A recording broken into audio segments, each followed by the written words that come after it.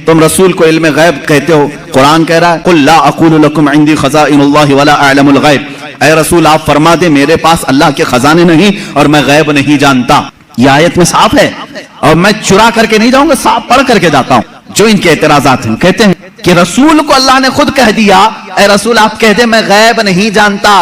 رسول نے کہا امت سے دو چیزیں یہ بتاتے ہیں، عندہ مفاتح الغیب لا یعلمها الا هو، اللہ کے پاس ہے غیب کے خزانے کی کنجیاں چابیاں، کوئی دوسرا نہیں جانتا۔ دو آیتیں، ایک تیسری آیت اور بھی پڑھتے ہیں اور یہ کہتے ہیں ان اللہ عنده علم الساعة وينزل الغيث ويعلم ما في الارحام وما تدري نفس ماذا تكسب غدا وما تدري نفس بأي ارض تموت، بے شک اللہ کے پاس 5 چیزوں کا علم ہے، اس کو کوئی دوسرا نہیں جانتا۔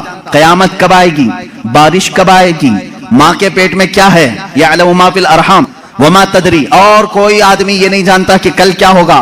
5 چیز ہے، کوئی یہ نہیں جانتا کہ کس زمین میں مرے گا۔ 21ویں پارے کی آیت ہے، اللہ فرما رہے 5 چیزوں کا علم اللہ ہی کے پاس۔ میرے عزیزو یہ سوالات کے بوچھار ہیں جو ایک سیدھے سادھے بھولے بھالے سنی مسلمان کے سر پر لاد دیے جاتے ہیں اور اسے بوجھل کر کے کہا جاتا ہے قرآن جب یہ کہہ رہا ہے رسول کو کہ آپ کہہ دیں کہ میں غیب نہیں جانتا، اور اللہ کہہ رہا ہے کہ غیب کے خزانے کی چابیاں اسی کے پاس ہے کسی کے پاس نہیں، تو جواب دینا مشکل ہوتا ہے۔ بعض بندوں کو کہتے ہاں صحیح بات ہے، ہمارے مولوی حضرات نے کچھ اور بتایا تھا، یہاں باتیں میں آج آپ کو کھل کر کے ان تمام چیزوں کی وضاحت کروں گا۔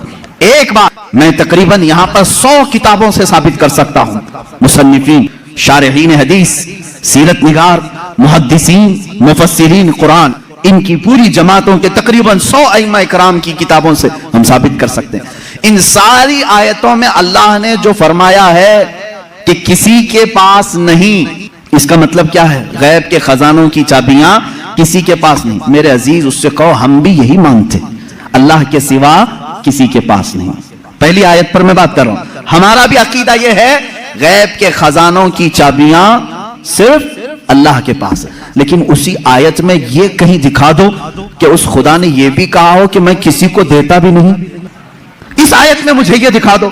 یہ تو میں بھی مانتا ہوں کہ اللہ نے فرمایا غیب کے خزانوں کی چابیاں صرف اسی کے پاس ہیں، مالک وہی ہے، لیکن کیا اس نے اس آیت میں یہ بھی کہا کہ میں یہ کسی کو دیتا ہی نہیں؟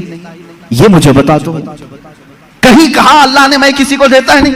لیکن میں تمہیں بتاتا ہوں اللہ دوسری جگہ فرما رہا ہے وَمَا كَانَ اللَّهُ لِيُطْلِعَكُمْ عَلَى الْغَيْبِ وَلَكِنَّ اللَّهَ يَجْتَبِي مِن رُّسُلِهِ مَن يَشَاءُ، اللہ رب العزت کے پاس علم غیب کے خزانے ہیں، کوئی دوسرا اس کا مالک نہیں۔ ہاں اللہ فرماتا ہے وَلَكِنَّ اللَّهَ، لیکن اللہ اپنے بندوں میں سے جسے چاہتا ہے غیب کے خزانے دیتا ہے۔